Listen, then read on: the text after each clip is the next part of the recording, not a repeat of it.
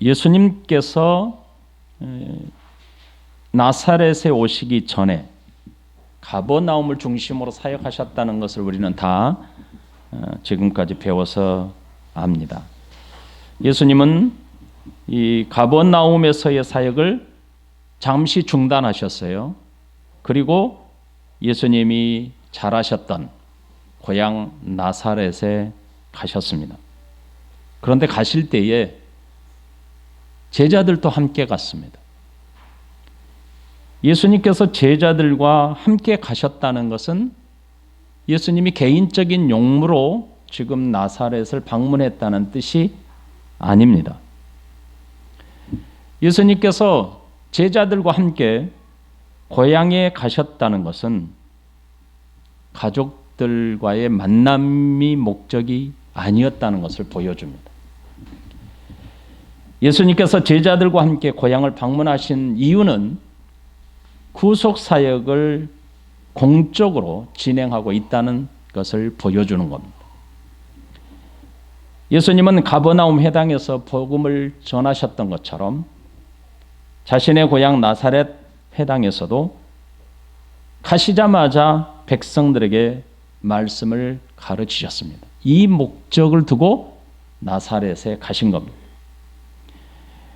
예수님은 회당에서 말씀을 가르치실 때에 회당장이 준 두루마리 성경 이사야 중에 이사야 61장을 펴서 읽으시고 이사야 61장에 나타난 메시아의 언약을 말씀하십니다.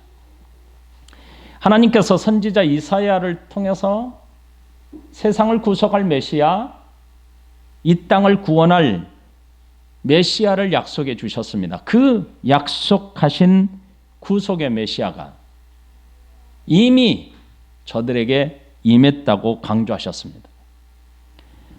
예수님은 친히 본인 자신이 이 땅에 메시아로 구속주로 도래했다. 이것을 지금 나사렛 회당에서 가르치신 겁니다. 회당에 모인 사람들은 깜짝 놀랐습니다. 예수님의 가르치심에 권능이 있음에 너무나도 놀랐던 것입니다. 하지만 저들은 놀라움이 금방 예수님을 조롱하는 것으로, 예수님을 배척하는 것으로 바뀌었습니다. 예수님을 잘 알고 있었다는 그 사실이 저들이 예수님을 믿지 못하게 되는 올무가 되어버리고 말았던 것입니다.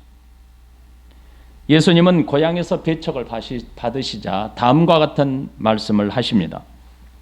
4절에 보면 예수께서 그들에게 이르시되 선지자가 자기 고향과 자기 친척과 자기 집 외에서는 존경을 받지 못함이 없느니라 하시며, 여러분, 우리가 읽고 있는 지금 함께 말씀을 나누고 있는 마가복음에서는 예수님께서 이 말씀을 하신 배경이 무엇인지, 어떤 의미를 담고 있는지 기록하고 있지 않습니다. 하지만 본문과 병행 구절인 누가복음에서는 좀 더 자세하게 기록하고 있습니다. 누가복음 4장 23절부터 27절, 예수께서 그들에게 이르시되 너희가 반드시 의사야 너 자신을 고치라 하는 속담을 인용하여 내게 말하기를 우리가 들은 바 가버나움에서 행한 일을 네 고향에서도 행하리라 하리라. 이것은 지금 저들의 속으로 말하고 있다는 뜻입니다. 하리라. 또 이르시되 내가 진실로 너희에게 이르노니 선지자가 고향에서는 환영을 받은 자가 없느니라. 내가 참으로 너희에게 이르노니 두 사람이 듭니다. 엘리야 시대에 하늘이 3년 6개월간 닫히고 온 땅에 큰 흉년이 들었을 때 이스라엘에 많은 과부가 있었으되 엘리야가 그중 한 사람에게도 보내심을 받지 않고, 이게 이제 중요하죠. 오직 시돈 땅에 있는 사렙딱 한 과부에게 뿐이었으며, 두 번째 예를 듭니다. 선지자 엘리사의 때 이스라엘에 많은 나병 환자가 있었으되 그 중에 한 사람도 깨끗함을 얻지 못하고 오직 수리아 사람 나만 뿐이었느니라. 여러분, 예수님께서 지금 나사렛 사람들에게 선지자 이사야의 약속된 메시아, 그가 지금 예수님 자신이 됨을 선포했습니다. 하지만 사람들은 인정하지 않았지요. 누가복음 4장 23절부터 27절까지에서 예수님께서 나사렛 사람들이 가진 가식적인 그들의 속마음을 익히 알고 있었던 것이죠. 그리고 말씀하십니다. 사람들은 예수님을 믿지 않고 예수님을 바라보고 있었어요. 그분이 어떤 분인지 저들은 잘 알고 있습니다.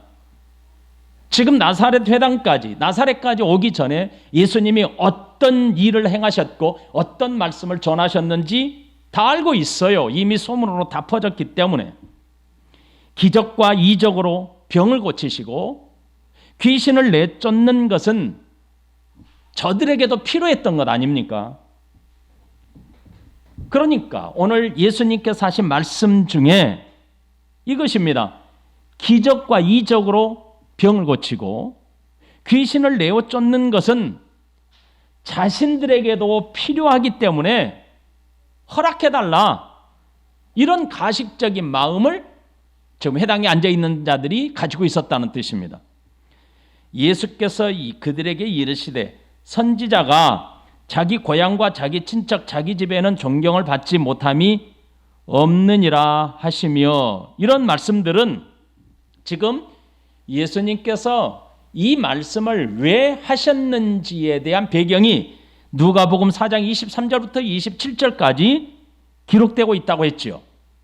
그 기록된 말씀들이 바로 오늘 우리가 함께 나누고자 하는 말씀인데, 그 당시에 회당에 서 있는 사람들은 어떤 마음이었냐면 예수님의 소문을 다 듣고 알았잖아요. 그렇죠? 예수님의 가르침도 일부 들었고 병 고치는 것, 하나님 나라의 복음을 전하신 내용이 무엇인지, 귀신을 내어 쫓는 것, 이런 것들 다 살펴보면 가버나움 사람들에게만 해당된 게 아니잖아요.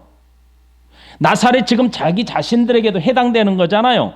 자신들에게도 병 고치는 게 필요하고 귀신을 내어 쫓는 것도 필요한 것이잖아요. 그럼에도 불구하고 예수님이 메시아됨을 인정하지 않고 믿지 않았다는 것이죠. 다만 저들이 원하는 것은 우리에게도 필요하니, 병 고치는 거, 귀신 내쫓는 거, 이것도 우리에게 필요하니 우리에게도 행해달라, 이런 가식적인 마음을 가지고 있었다는 뜻입니다. 그런 마음을 예수님이 아셨지요. 그리고 이렇게 말씀하십니다. 너희가 반드시 의사야 너 자신을 고치라 하는 속담을 인용하여, 이렇게 말씀하십니다. 내게 말하기를 우리가 들은 바 가버나움에서 행한 일을 네 고향 여기서도 행하리라 하리라. 무슨 말인지 이해가 되시죠? 반드시 의사야 너 자신을 고치라 라고 하는 당시 속담을 예수님이 들으셨어요. 들고 예를 말씀하신 겁니다. 남의 병을 고치기 앞서 자신의 병을 먼저 고쳐야 한다라고 하는 부정적인 의미에서 사용되는 속담을 예수님이 드신 겁니다. 나사렛 사람들은 마음속으로 예수님을 향해 네가 다른 동네에서 선지자 노릇하기에 앞서 네 고향인 여기에서 먼저 선지자 노릇해봐라, 이런 내용입니다. 이렇게 생각하고 있었다는 것이죠. 가버나움을 중심으로 수많은 기적과 이적을 행하신 예수님을 비웃고 조롱하는 의미에서 저들은 그렇게 생각하고 있었던 것입니다. 예수님께서 갈릴리 주변에서 행하신 수많은 기적들을 행하고 있으니 이제 너는 네 고향 나사렛에 오지 않았느냐, 그러므로 너의 고향 나사렛 사람들을 먼저 고치고 기적을 일으켜야, 이렇게 강압적으로 예수님께 요구하신 겁니다.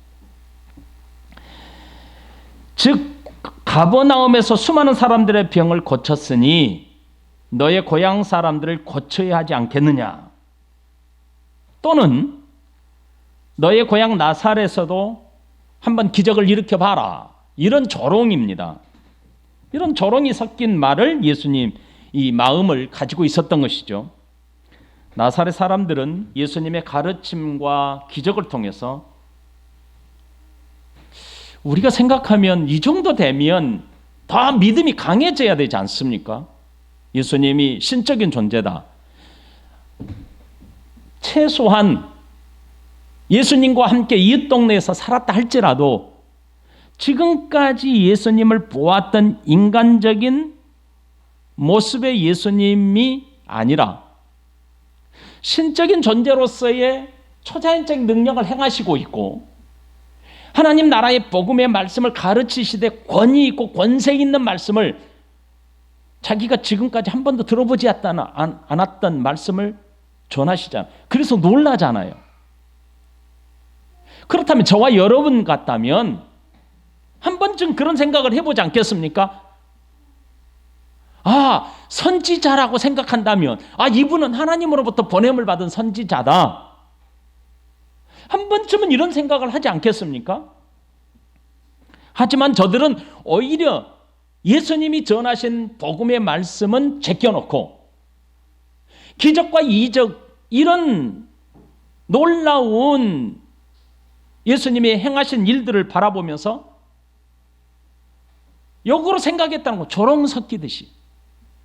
네가 외부에, 네가 외지에 가서 네가 하나님이 보내신 선지자처럼 행세하고 그렇게 기적과 이적을 행하고 다니는데 이 속담을 모르느냐?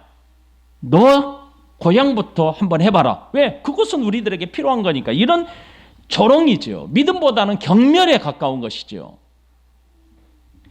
그런 경멸적인 태도를 취하고 있는 사람들에게 4절에서 예수님이 뭐라고 말씀하시냐면 선지자가 자기 고향과 자기 친척과 자기 집 외에는 존경을 받지 못함이 없느니라 하시며 라고 하셨습니다. 예수님은 지금 예수님 자신을 말씀하시고 표현하실 때에 제3자 입장에서 하고 있다는 것을 기억하십시오.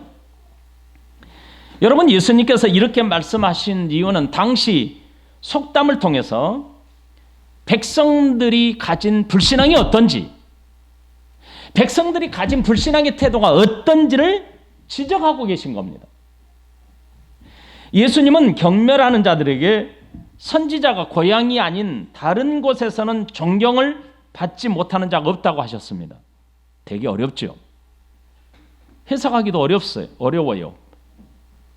본문의 이 본 문장의 해석을 하려면 머리가 좀 아파요. 여러분 아플 거예요. 의미를 파악하기가 힘들어요. 그래서 본문을 조금 더 쉽게 번역한 성경을 참고해 보면 이렇게 해석하고 있습니다. 예수께서는 그들에게 이렇게 말씀하셨다. 어디서나 존경을 받는 예언자라도 자기 고향과 친척과 집안에서만은 존경을 받지 못한다. 그래도 어려워요. 여러분, 선지자가 자신의 고향이 아닌 동네에서는 존경을 받는다. 이 의미를 전하기 위해서 예수님이 말씀을 하셨을까요? 잘 들어보세요. 쉽게 번역한 성경 다시 읽어드릴게요. 예수께서 그들에게 이렇게 말씀하셨다. 어디서나 존경을 받는 예언자라도 자기 고향과 친척과 집안에서만은 존경을 받지 못한다. 자, 그러면 예수님이 이 말씀을 강조하신 본래의 뜻을 여러분들이 캐치를 하셔야 이 본문이 이해가 돼요. 왜 예수님이 이렇게 말씀하셨는가를 생각하셔야 돼요. 그냥 대충 넘어가시면 안 돼요. 예수님께서 이렇게 말씀하신 겁니까? 선지자가 자신의 고향이 아닌 다른 동네에서는 존경을 받는다. 이 의미를 강조하기 위함일까요? 아닙니다. 아니에요.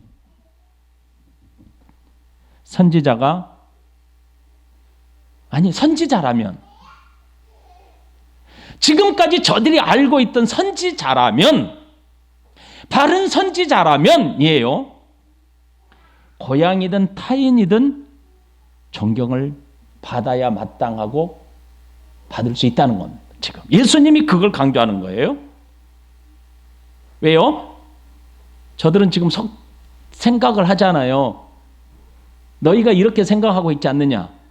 네 고향에서부터 너 자신부터 고쳐라 이렇게 생각하지 않느냐? 이것은 경멸에 가까운 말이라고 그랬죠. 자, 예수님이 뭐라고 하시냐면 선지자라면 내 고향이라고 해서 존경을 받지 않는 선지자라면 진정한 선지자예요, 여러분? 아니잖아요. 하나님의 보내신 선지자라면 고향이든 타향이든 이 세상 어디든 존경을 받는 게 마땅하잖아요. 하지만 지금 예수님은 고향에서 존경을 받지 못하고 있다. 고향에서 인정을 받지 못하다고 있다라는 것을 강조하고 있는 겁니다. 왜요? 유대인들 보세요. 바리새인과 서기관들, 율법에 사로잡힌 자들은 예수님을 안다는, 율법적으로 안다는 것 때문에 예수님을 배척했죠. 예수님을 죽이고자 했죠. 나사렛 사람들은 자신들의 이웃에서 살았다. 30여 년 동안 예수님과 함께 살았다라는 그 암 때문에 예수님을 배척했어요. 예수님을 죽이고까지 했어요. 그러므로 예수님은 지금 하나님으로부터 보냄을 받은 거잖아요. 신적인 존재로 이 땅에 육신을 입으신 성육신하신 예수님은 메시아이시고 이사야 61장에 예언된 하나님이 이사야 선지자를 통하여 약속하신 메시아가 예수님이시다라는 것을 회당에서 지금 가르치셨잖아요. 그렇다면 고향이든 타향이든 이 세상 어디든 예수님은 메시아로 인정되고 사람들이 믿어야 하는 것이 마땅한 것이죠. 그런데 자기들이 알고 있는 것 때문에, 유대인들도 자기들이 알고 있는 율법 때문에 예수님을 밀어냈고, 나사렛 사람들도 자기가 아는 것 때문에 예수님을 밀어내고 있는 거잖아요. 예수님은 이걸 강조하고 있다는 뜻입니다. 여러분들이 오늘 본문의 말씀을 잘 이렇게 정리하시기 바랍니다. 예수님은 이 말씀을 하시고 선지자 엘리야와 엘리사의 예를 들었어요. 사람들이 이해를 못하니까. 엘리야와 엘리사는 구약 선지자 중에 아주 유명한 선지자입니다. 열왕기상 17장 1절 이하의 말씀을 통해서 엘리야가 사르밧까지 가게 된 배경을 알 수 있습니다. 엘리야는 당시 백성들이 아주 형편없이 하나님을 제껴놓고 하나님을 죄시켜놓고 바알과 아세라 우상을 섬기고 있었단 말이죠. 아주 가슴 아픈 당시의 시대적 배경을 예수님이 드신 겁니다. 하나님의 진노로 하늘에 비가 오지 않을 것을 엘리야 선지자는 경고를 합니다. 그리고 그 경고하신 후에 하나님의 명령에 따라 그리 시냇가에 숨어 살게 됩니다. 그런데 계속 비가 오지 않지요? 하나님은 하나님의 명령대로 숨어 사는 엘리야에게 까마귀를 동원하여서 떡과 고기로 간신히 살게 됩니다. 그런데 계속해서 비가 오지 않잖아요. 엘리야가 예언한 대로. 그러자 시냇가도 물이 마르게 되죠. 그때 하나님은 엘리야에게 다시 시돈 땅에 속한 사르밧으로 가라 이렇게 명령합니다. 그때 엘리야는 하나님의 명령에 순종하여 사르밧으로 가게 되고 거기서 누구를 만나냐면 한 과부를 만나게 되는데 이 과부의 사정이 아주 비참했습니다.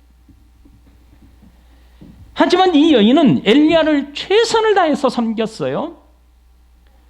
그런 후에 그의 집에는 비가 다시 올 때까지 통에 가루가 떨어지지 않고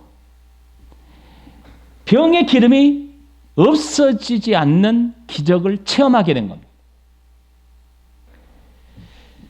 이 예를 예수님이 드신 거예요. 두 번째로는 열왕기하 5장 1절 이하의 말씀에 엘리사가 나오는데, 엘리사가 나병에 걸려있는 아람 왕의 군대 장관 나만을 고치신 사건을 들어 설명하십니다. 엘리사는 나만에게 요단강에 가서 몸을 7번 씻으라고 권유합니다. 그러나 나만은 이런 형편없는 사람이라고 엘리사를 뭐락하고 자신은 돌아가고자 합니다. 화를 내면서. 그러자 그의 종들의 권유가 있었습니다. 종들이 만류하고, 그러자 엘리사가 순종을 합니다. 이 구체적인 내용들은 시간이 안 되기 때문에 이렇게 간단하게 설명을 하고 넘어가는 겁니다. 그 결과 그는 깨끗함을 입습니다. 그리고 그는 이렇게 고백합니다. 내가 이제 이스라엘 외에는 온 천하에 신이 없는 줄 아나이다. 이렇게 고백을 해요. 여러분, 하나님은 엘리야를 시돈 땅, 당시 이스라엘 밖에 있는 이방인 땅에 있는 사르밧으로 가라고 명령하십니다. 시돈 땅은 여러분이 잘 아는 것처럼 이방 땅이에요. 그곳에 있는 사르밧 과부의 집에 머물도록 하십니다. 여러분, 이스라엘 땅에는 과부 집이 없습니까? 이스라엘 땅에도 많은 과부들이 있었지만 특별히 사르밧 과부에게 하나님은 엘리야를 보냈습니다. 그리고 엘리사를 보십시오. 수리아 사람 나만에게 가라고 말씀하십니다. 이것도 이방인 땅에 속합니다. 예수님은 고향인 나사렛 사람들에게 지금 엘리야와 엘리야의 사건을 말씀하신 이유가 있습니다. 하나님은 이미 이방인 사람들에게 하나님의 구원, 원대한 이방인에게까지도 하나님은 구원 계획이 있음을 확증하고 있었다는 것을 보여준 겁니다. 예수님께서는 고향 사람들에게 하나님의 구속 계획은 고향 땅만 아니라 이방인에게도 포함하고 있다는 것을 누가복음을 통해서 지금 선포하고 계신 겁니다. 우리가 이미 들어서 알고 있지만 하나님께서 이미 이방인들에게 구원 계획을 가지고 있음을 예수님을 통해서 선언하게 하신 겁니다. 당시 엘리야와 엘리사 시대의 백성들은 바알과 아세라 신을 섬기고 있었어요. 하나님의 징계로 비가 오지 않아 큰 환난 가운데 살고 있었고, 나아만은 한센병, 문둥병에 걸려 있었습니다. 백성들은 우상을 섬김으로 하나님을 배척했죠. 오늘 이와 같이 나사렛 사람들도 하나님의 구속 계획을 알지 못한다면 예수님을 배척하고 말 것입니다. 그런 이유로 예수님을 배척했다는 뜻입니다. 하나님의 구속 계획이 이루어지고 있음을 선지자 두 사람의 예를 들어서 백성들에게 다시 한번 상기시킨 사건입니다. 하나님의 백성들이 살고 있는 땅에도 병든 자가 많고 과부도 많지만 이방인 지역에 살고 있는 사람들에게 보내어 하나님의 역사를 행했던 것을 예수님이 두 사람의 예를 들어서 설명하신 겁니다. 분명하게 예수님은 세상에 오신 목적이 이스라엘 땅에 자신의 백성들만 구속하기 위함이 아닙니다. 온 세상 모든 백성들에게 죄에 빠진 사람들을 구속하기 위함이었습니다. 그러므로 예수님의 이러한 구속 계획을 이루어져 가고 있는 과정 중에 예수님의 의도를 알지 못했던 나사렛 사람들, 유대 지도자들, 예수님을 배척하게 된 겁니다. 여러분, 누가복음에 우리가 함께 읽어봤지만 누가복음에서는 사람들이 예수님을 배척할 정도가 아니죠. 더 나아가서 어떻게 했습니까? 예수님을 동네에서 쫓아냈습니다. 그리고 낭떠러지로 데려가서 낭떠러지에 밀어 던져 죽이고자 했습니다. 이것이 저들이 가지고 있는 분노였습니다. 사람들은 나사렛에서 자랐다는 이유 때문에 저들의 눈은 육신적인 시간에 잡혀 있습니다. 그래서 영원한 시간을 이해하지 못했습니다. 깨닫지 못했습니다. 지금 자신들의 눈에 언약의 성취자, 이사야 선지자를 통해서 보여주신 약속하신 언약의 성취자로 예수님이 오셔서 지금 구속의 역사를 진행해 가고 계시지만 저들은 믿지 못했습니다. 구약에서 약속한 세상을 구원할 메시아가 도래했지만 인정하지 않았습니다. 이런 사람들에게 예수님은 구약의 선지자 두 사람을 들어서 설명하심으로 이 땅에 예수님이 오신 목적이 이방인뿐만 아니라 온 세상의 구세주가 되심을 선포하신 겁니다. 엘리야와 엘리사가 자신의 동족을 떠나 이방인을 찾아갔다는 것은 하나님의 계획이 지금 택한 백성뿐만 아니라 하나님을 믿는 모든 백성에게 포함되고 있다는 사실을 알려주신 겁니다. 이 모든 하나님의 약속을 이루시는 구세주, 세상을 구원할 메시아를 배척하는 사람들에게 예수님은 구약의 선지자를 들어 설명하신 겁니다. 여러분 여기까지 잘 이해가 되셨습니까? 그리고 예수님은 제3자 입장에서 이렇게 말씀하셨어요. 자기를 불신하는 자들에게 자기 고향, 자기 친척, 자기 집이라고 표현하십니다. 그리고 예수님은 특별한 부름에 응답한 12 제자들과 함께 가버나움을 등지고 나사렛에 찾아오셨다고 했지요. 이것은 예수님이 분명 개인적인 용무가 아니라 공적인 사역을 진행하고 있음을 보여준 것입니다. 예수님은 공적인 사역을 진행하고 있음을 강하게 표현하고 계신 내용이 바로 자기 친척, 자기 집 이런 3자 입장에서의 선포입니다. 예수님께서 자신을 제3자의 공적인 입장에서 설명하심으로 무엇을 강조하고 있는 겁니까? 세상을 구속할 구속의 메시아, 온 세상을 구원할 하나님의 계획을 성취하고 완성해가고 있음을 강조하신 겁니다. 예수님이 이렇게 표현하심으로 사람들이 가진 불신앙과 사람들이 가진 배척감이 얼마나 크고 무서운지를 강조하신 겁니다. 예수님은 이토록 예수님을 배척하는 자들에게 예수님은 아무런 권능을 행하지 않으셨습니다. 5절 말씀에 보면은 거기서는 아무 권능도 행하실 수 없어 다만 소수의 병자에게 안수하여 고치실 뿐이었더라. 여러분 여기까지 잘 이해를 하셔야 돼요. 그래야 이단 사이비에서 종종 말해요. 자기들이 정통 기독교, 다시 말하면 이런 개혁교회, 대한해수교 장로의 정통 교단들로부터 배척을 당하고 정통 교로부터 이단으로 이렇게 이단이다라고 말하면 저들은 뭐라고 들으냐면 오늘 이 본문을 들어 설명해요. 자기 동족에게 핍박을 받느니라. 그런데 여러분 제가 말씀 이렇게 같이 나눈 것이 그런 의미가 절대로 아니라고 그랬어요.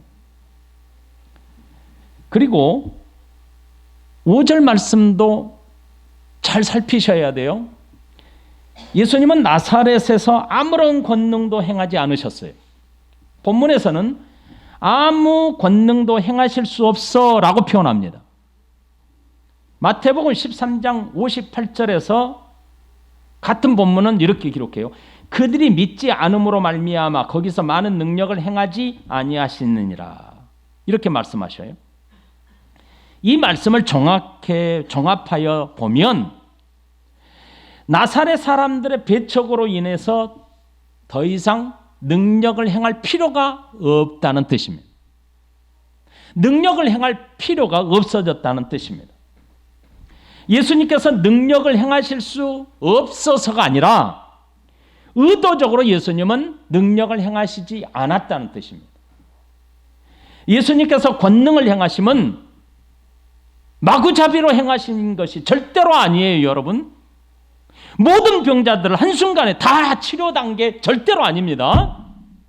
예수님께서 권능을 행하신 것은 메시아 되심을 입증하거나 확증하기 위해서입니다.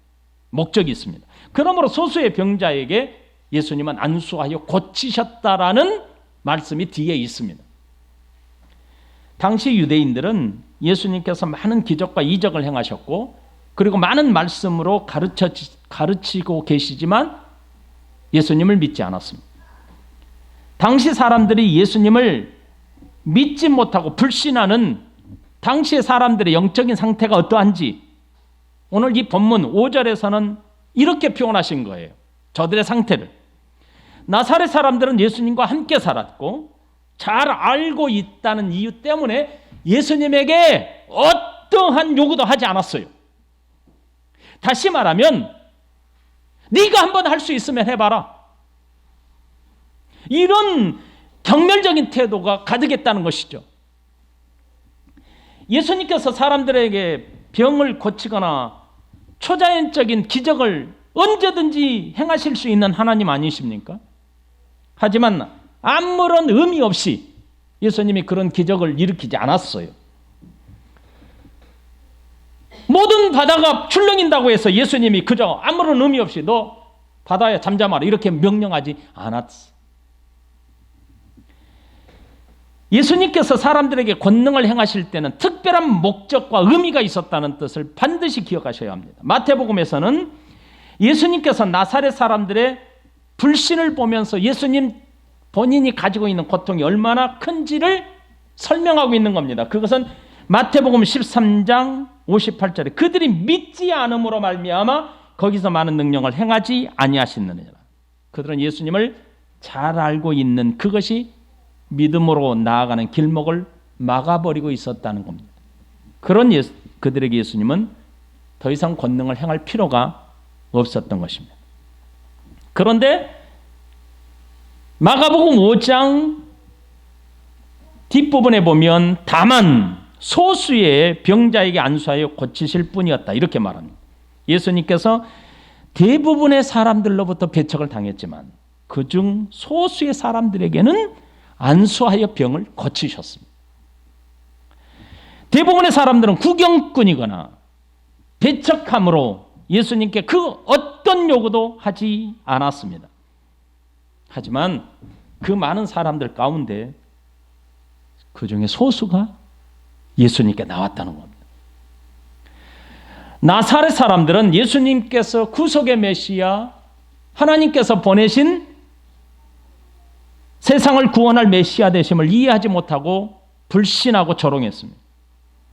더 나아가서 예수님을 동네 밖으로 쫓아냈고 낭떠러지로 데려다가 밀어 죽여버리고자 했습니다. 사람들의 분노와 폭력적인 상황에서도 예수님께 나온 소수의 사람들에게 안수하여 병을 고칠 수 있었던 것입니다. 이런 예수님의 모습은 엘리야와 엘리사가 이방인 중에 사르밧 과부뿐이었다, 나아만 뿐이었다라고 하는 하나님의 은혜를 베풀었던 것과 같은 모습을 보여주고 있는 겁니다. 나사렛에는 예수님의 긍휼과 자비를 받을 만한 사람이 거의 없었다는 뜻입니다. 참 안타까운 일이죠. 예수님은 이 사람들의 이런 모습을 이상하게 여겼더라 이렇게 기록합니다. 6절에 그들이 믿지 않음을 이상히 여겼더라. 이에 모든 촌에 돌아다니시며 가르치시더라. 나사렛 사람들은 예수님을 불신하는 그 정도가 넘었습니다. 도에 지나쳤습니다. 죽이고자까지 했잖아요. 아예 고향 사람들은 예수님을 아예 무시해버리고 말았던 것이죠. 예수님을 무시하고 멸시하던 사람들을 예수님께서 사람들이 자신을 믿지 않음을 이상히 여겼더라 했습니다. 여기서 이상히 여겼더라라는 말씀이 예수님께서 저들의 태도를 이해하지 못했다 이런 의미가 아니에요. 그들의 태도가 얼마나 불신앙적이고 폭력적인지 그 모습을 강조하신 겁니다. 사람들이 예수님께 보인 불신앙적인 모습과 폭력적인 태도는 심히 위험스러운 수준이었습니다. 그런 모습을 보인 사람들의 상태가 어떠한지를 보여준 장면입니다. 그들이 믿지 않으면 이상히 여겼더라. 그것은 그들의 상태가 지금 대단히 위험스러운 상태까지 나갔다는 것을 말하고 있는 겁니다. 여러분, 본문에서 이렇게 해석할 수밖에 없는 이유는 언어적 한계 때문이에요. 여러 방면으로 이 본문 단어가 쓰여요. 기이 여겼더라, 이상히 여겼더라, 놀랍게 여겼더라. 근데 이상하게 여겼더라 그러니까 예수님께서 저들을 이해하지 못한 이런 뜻이 아니에요. 이 이상히 여겼더라는 것은 그들의 상태가 아주 폭력적이고 위험한 상태에 놓여 있더라. 이걸 표현한 겁니다. 지금까지 예수님께서 사람을 살리시고 하나님 나라의 복음을 가르치셨지만 저들은 믿지 않았습니다. 여러분, 가버나움 땅에서 잠시 사역을 멈추고 예수님이 다른 지역으로 갔던 그 지역이 어디인지 아세요? 거라사인 땅이죠. 가버나움 사역을 잠시 멈추고 건너가자 해서 가신 곳이 거라사인 땅이잖아요. 군대 귀신 들린 사람을 예수님께서 귀신을 내어 쫓자 거기에 기거했던 데가볼리 사람들이 예수님께 찾아와서 뭐라고 했습니까? 예수님, 우리 땅을 제발 떠나주십시오라고 부탁했잖아요. 그런데 거라사인 사람들과 오늘 본문에 기록된 나사렛 사람들의 모습을 비교해 보면 놀랍도록 대조를 이루어요. 데가볼리 사람들은 예수님께 자신의 땅에서 자신들이 살고 있는 이 지역에서 떠나달라고 간청을 했어요. 하지만 나사렛 사람들은 예수님을 배척할 정도가 아니에요. 동네에서 끌어냈어요. 동네에서 쫓아냈단 말이죠. 그리고 어디까지 데려갔냐면 나사렛이 좀 높은 이 고지대에 있었는데 인위적으로 만든 절벽이 있었단 말이죠. 그 절벽 낭떠러지까지 데리고 와서 예수님을 밀어서 죽이고자 했어요. 그래서 예수님은 이렇게 표현한 겁니다. 그들이 믿지 않음을 이상히 여기셨더라. 그러니 사람들의 태도가 얼마나 폭력적이었습니까? 절대로 신사적이지 않았습니다. 그들의 영적인 상태가 얼마나 비참한지 그들의 상태를 지금 지적하고 계신 겁니다. 예수님께서는 그곳을 떠났습니다. 그리고 이에 모든 촌에 두루 다니시며 이렇게 표현합니다. 그리고 말씀을 가르치셨다. 예수님은 고향 사람들을 떠났습니다. 다시 말하면 예수님의 친척과 가족을 떠났다는 뜻입니다. 그리고 기가 있는 자들에게 다니시며 두루 다니시며 말씀을 가르치셨어요. 여기서 두루 다니신다는 말은 나사렛이 있으면 나사렛 주변의 동네에 돌아다니시면서 그 뜻입니다. 나사렛이 있으면 그 나사렛 주변 동네를 다니시면서 말씀을 가르치셨다 이런 뜻입니다. 여러분, 예수님이 나사렛에 대한 마음이 어떠한지를 보여주는 장면이죠. 나사렛에서 예수님은 배척을 당할 뿐만 아니라 쫓겨남을 당했어요. 죽음을 모면했습니다. 그런데 나사렛을 포기하지 않으시고 그 땅 주변을 돌아다니시면서 말씀을 지속적으로 지금 가르치고 있는 모습. 강력한 가르침은 여기서 멈추지 않았습니다. 우리가 다음에 볼 말씀이 바로 12제자를 파송하여 전도하게 하신 모습입니다. 예수님은 장차 자신의 사역을 위임받고 위탁받을 제자들에게 지금 나사렛의 사역을 경험 삼아 저들에게 말씀을 전하도록 내보내십니다. 이제 오늘의 말씀을 본문 6장 1절부터 6절의 말씀을 마치면서 함께 도전받은 말씀을 생각해 보겠습니다. 여러분, 예수님을 통해서 우리는 하나님 나라의 공동체를 보게 되고 하나님 나라의 원형을 보게 됩니다. 나사렛에 도착한 예수님께서 가장 먼저 행하신 것이 무엇입니까? 가르치는 일이었습니다. 사복음서 전체를 살펴보아도 예수님께서 가족 간의 만남을 기록해 가고 있지 않습니다. 가족을 만나 오랜만에 그동안 나누지 못했던 마음의 정을 나누는 일보다 예수님이 우선했던 것은 회당에서 하나님 나라의 복음을 전하신 일입니다. 예수님께서 나사렛에 오신 이유가 가족이 아니었습니다. 말씀을 가르치기 위함이었습니다. 예수님은 구속을 위한 메시아로 하나님 나라의 공적인 사역을 진행해 가고 있습니다.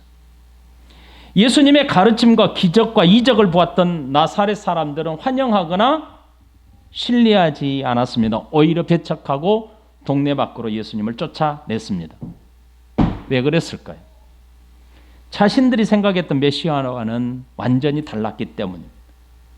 예수님은 자신들과 함께 살았고 목수의 일을 했던 사람으로 예수님이 선지자 노릇하고 있다. 선지자 행세를 하고 있다.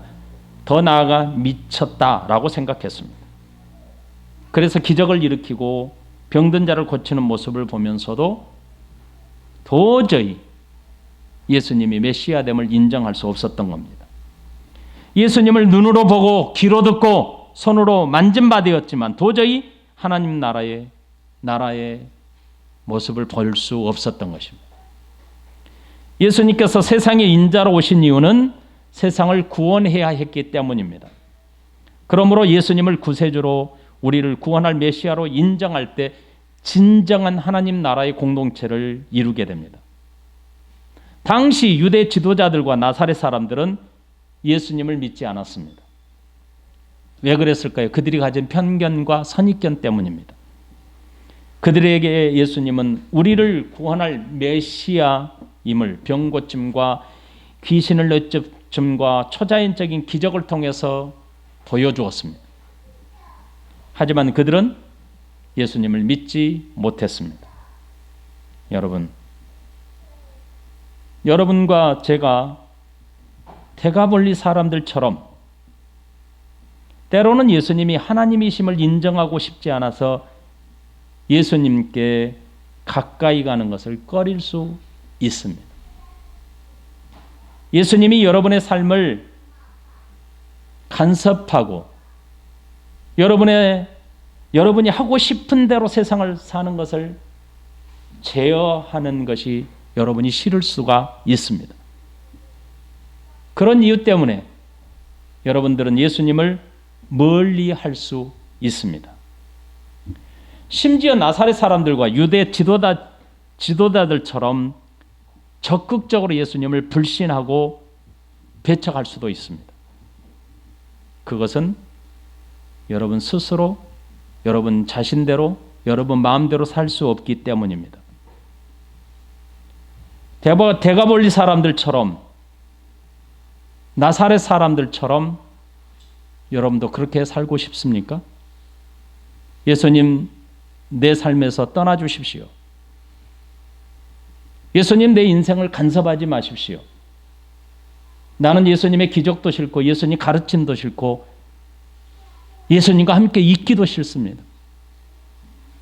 다만 하실 수 있다면 내 병도 고쳐주시고, 다만 하실 수 있다면 내 인생에 기적을 일으켜서 직장도 들어가게 하시고 대학도 들어가게 하시고 나 잘되게만 해주십시오. 나사렛 사람들처럼 여러분이 그렇게 살고 싶습니까? 혈루증 여인을 살펴봤습니다. 혈루증 여인은 어떠한 모습으로 예수님께 나왔습니까? 여러분, 지금 여러분에게 예수님을 믿지 못하게 하는 장애물은 무엇입니까? 그것을 내려놓지 않고는 예수님을 만날 수가 없습니다. 예수님을 간절함으로 열망 있게 섬길 수가 없습니다. 예수님을 믿을 수가 없습니다. 내가 잘났다고 생각하는 사람일수록 예수님이 자리할 자리는 점점 사라져갑니다. 기억하십시다. 세상에 가장 뛰어난 지식으로도 그 어떤 능력으로도 우리는 하나님의 나라의 공동체에 속하지 못함을 기억하십시오. 예수님이 나의 주인 되심을 인정할 수 없게 하는 그 어떤 것이 내게 있거든 회개하셔야 합니다. 그것이 사람이든 그것이 물질이든 그게 내가 가지고 있는 조건이든 그 어떤 것이든 예수님이 나의 주인 되심을 인정하지 못하게 하는 것은 내려놓으시고 하나님께 회개하십시오. 그래야만 하나님 나라의 공동체에 속할 수 있고 하나님 나라 백성이 될 수 있습니다.